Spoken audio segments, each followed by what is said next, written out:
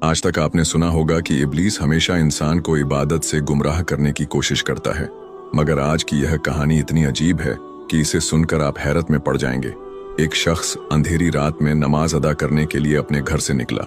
रास्ता बहुत अंधेरा था और चलते हुए उसे ठोकर लग गई। वह मुंह के बल गिर पड़ा और कीचड़ से लथपथ हो गया। गंदे कपड़े देखकर वह वापस घर लौटा, लिबास बदला और फिर से मस्जिद की ओर रवाना हुआ। अभी कुछ ही कदम चला था कि उसे दोबारा ठोकर लगी और वह फिर गिर पड़ा, मगर उसकी हिम्मत कम न हुई। वह फिर घर लौटा, कपड़े बदले और एक बार फिर मस्जिद की ओर बढ़ा। इस बार जब वह घर से बाहर निकला तो दरवाजे पर एक अजनबी खड़ा था, जिसके हाथ में एक चमकता हुआ चिराग था।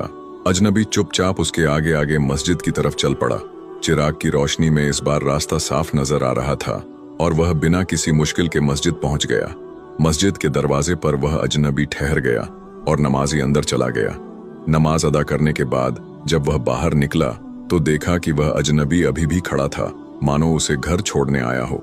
नमाजी को अजनबी पर शक हुआ और उसने उससे पूछा, आप कौन हैं? अजनबी ने जवाब दिया, मैं इब्लीस हूं।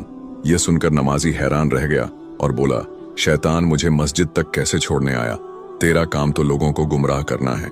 इब्लीस हंसते हुए बोला, जब पहली बार तू गिरा तो अल्लाह ने तेरे सारे गुनाह माफ कर दिए। जब दूसरी बार गिरा तो अल्लाह ने तेरे पूरे खानदान को बख्श दिया। मुझे डर था कि अगर तू तीसरी बार गिरा तो अल्लाह पूरे गांव को बख्श देगा, इसलिए मैं चिराग लेकर आया ताकि तू बिना गिरे मस्जिद पहुंच जाए। यह सुनकर नमाजी की आंखों में आंसू आ गए। उसने सजदे में गिरकर अल्लाह का शुक्र अदा किया कि उसकी मेहनत और नियत को अल्लाह ने कबूल कर लिया।